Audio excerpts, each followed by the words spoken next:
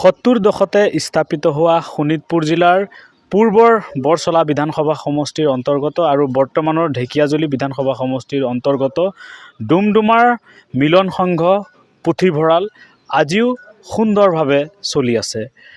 গ্ৰাম্যাঞ্চলত থকা এখন চৰকাৰী পুথিভঁৰালৰ কথা ক'ব বিচাৰিছোঁ মই।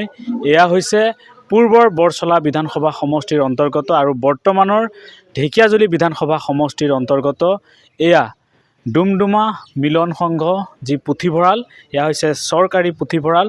70 দশকতে স্থাপন হোৱা এই চৰকাৰী যি পুথিভঁৰাল আজিও সুন্দৰভাৱে চলি আছে। গ্ৰাম্যাঞ্চলত স্থাপন হোৱা এখন চৰকাৰী পুথিভঁৰাল আৰু আজিও এই পুথিভঁৰালখন সক্ৰিয়ভাৱে চলি আছে আৰু এই পুথিভঁৰালখনত এনেধৰণে মূল্যৱান গ্ৰন্থ আদি আছে আৰু ইয়াত এই অঞ্চলটোৰ যিসকল লেখক লেখিকা বা যিসকল লোকে কিতাপ অধ্যয়ন কৰে তেওঁলোকে আহি ইয়াত সময় অতিবাহিত কৰে, গ্ৰন্থ অধ্যয়ন কৰে। 70 দশকতে স্থাপন হৈছিল। এয়া পূৰ্বৰ বৰচলা বিধানসভা সমষ্টিৰ অন্তৰ্গত আৰু বৰ্তমানৰ ঢেকিয়াজুলি বিধানসভা সমষ্টিৰ অন্তৰ্গত ডুমডুমা মিলন সংঘ পুথিভঁৰাল আৰু এই পুথিভঁৰাল আজিও সুন্দৰভাৱে সক্ৰিয়ভাৱে চলি আছে আৰু ইয়াত যিসকল গ্ৰন্থ পঢ়ুৱৈ আছে তেওঁলোক ইয়াত আহে আৰু তেওঁলোকে গ্ৰন্থ অধ্যয়ন কৰে।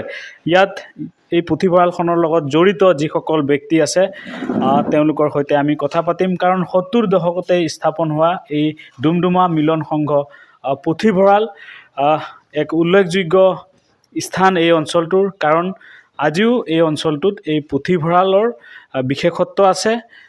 ইয়াৰ যিসকল উদ্যোক্তা আছে, বিষয়ববী আছে, আমি তেওঁলোকৰ সৈতে এই বিষয়ে কথা পাতিম। কি ক'ব এই পুথিভঁৰালৰ বিষয়ে? আচলতে এই পুথিভঁৰালটো ডুমডুমা মিলন সংঘ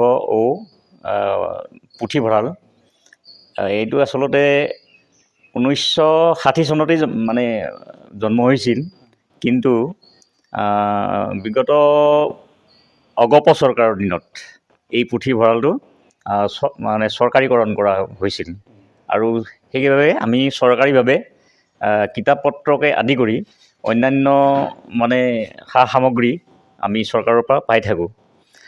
আৰু তেতিয়াৰ পৰা আমাৰ এই অঞ্চলটোত মানে এই পুথিভঁৰালটো সক্ৰিয়ভাৱে চলি আছে আৰু যিসকল মানে শিক্ষাৰ্থী আছে সেই শিক্ষাৰ্থীসকলে যথেষ্ট লাভৱান হৈছে, কাৰণ তেওঁলোকৰ প্ৰয়োজনীয় যি গ্ৰন্থ সেই প্ৰয়োজনীয় গ্ৰন্থসমূহ এই পুথিভঁৰালত মজুত আছে। কিন্তু মানে দুখৰ বিষয় হ'ল কি যে এটা এই পুথিভঁৰালটোৰ এটা ৰিডিং ৰুম এটা নাই।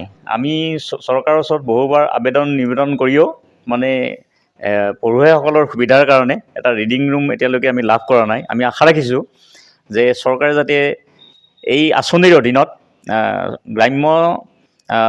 গ্ৰাম্য চৰকাৰী এই যি পুথিভঁৰাল এই আঁচনিৰ অধীনত যাতে পঢ়ুৱৈসকলৰ সুবিধাৰ কাৰণে এটি মানে ৰিডিং ৰুম অনতিপলমে ব্যৱস্থা কৰে, তাৰ বাবে চৰকাৰৰ ওচৰত এটা অনুৰোধ জনাইছোঁ। হয়, কি ক'ব? এখেতে কৈ গ'ল, যথেষ্ট সংখ্যক পঢ়ুৱৈ আছে। আমাৰ পঞ্জীয়নভুক্ত পঢ়ুৱৈ 447 গৰাকী। কিমান আছে পঞ্জীয়নভুক্ত পঢ়ুৱৈ 447 গৰাকী।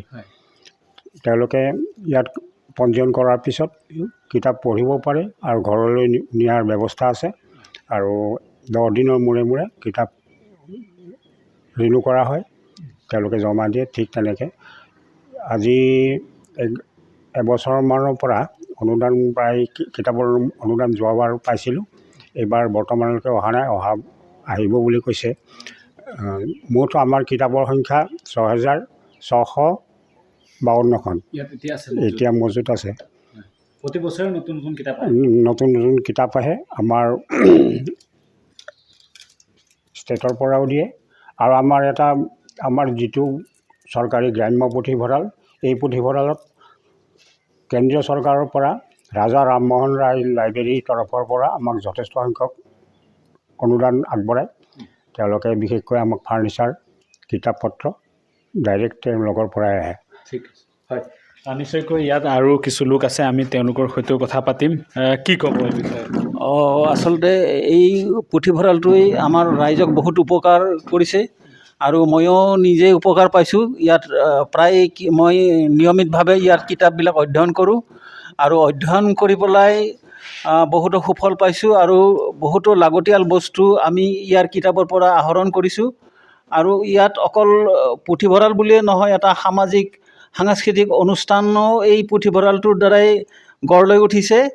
গতিকে আমি ভাবোঁ এই অঞ্চলৰ এই পুথিভঁৰালটোৱে এটা ডাঙৰ কাম আৰু উদাহৰণ হিচাপে ৰৈছে। মই এইখিনি কৈছোঁ। নিশ্চয়কৈ 70 দশকতে স্থাপন হোৱা যি এই ডুমডুমা মিলন সংঘ পুথিভঁৰাল আৰু যি পূৰ্বৰ যি তদানীন্তন অগপ চৰকাৰৰ আমোলত এই পুথিভঁৰালক চৰকাৰীকৰণ কৰা হৈছিলে আৰু বৰ্তমান 6000ৰো অধিক কিতাপ ইয়াতে আছে আৰু 600ৰো অধিক ইয়াতে যি স্থায়ী গ্ৰন্থৰ যিসকল পঢ়ুৱৈ তেওঁলোক পঞ্জীভুক্ত হৈ আছে আৰু তেওঁলোকে ইয়াতে কিতাপ অধ্যয়ন কৰে। কিন্তু এটা কথা তেওঁলোকে প্ৰকাশ কৰিছে, ইয়াত চৰকাৰীভাৱে যেনেধৰণে আচলতে ইয়াক উন্নত বা আধুনিক পৰ্যায়লৈ এই পুথিভঁৰালখনক লৈ যাব লাগিছিলে সেয়া কিন্তু কৰা নাই। আৰু এই যি মিলন সংঘ পুথিভঁৰাল, এই পুথিভঁৰাল এক আদৰ্শ হিচাপে বিবেচিত হৈছে, কাৰণ গ্ৰাম্য অঞ্চলৰ এক পুথিভঁৰাল হৈছে মিলন সংঘ। 70 দশকতে স্থাপন হৈছিল এই পুথিভঁৰালখন। আপুনি বিচৰা বাতৰি পাব কেৱল নিউজ 18 এপত। নিউজ 18 এপ ডাউনলোড কৰিবলৈ স্কেন কৰক এই QR কোড।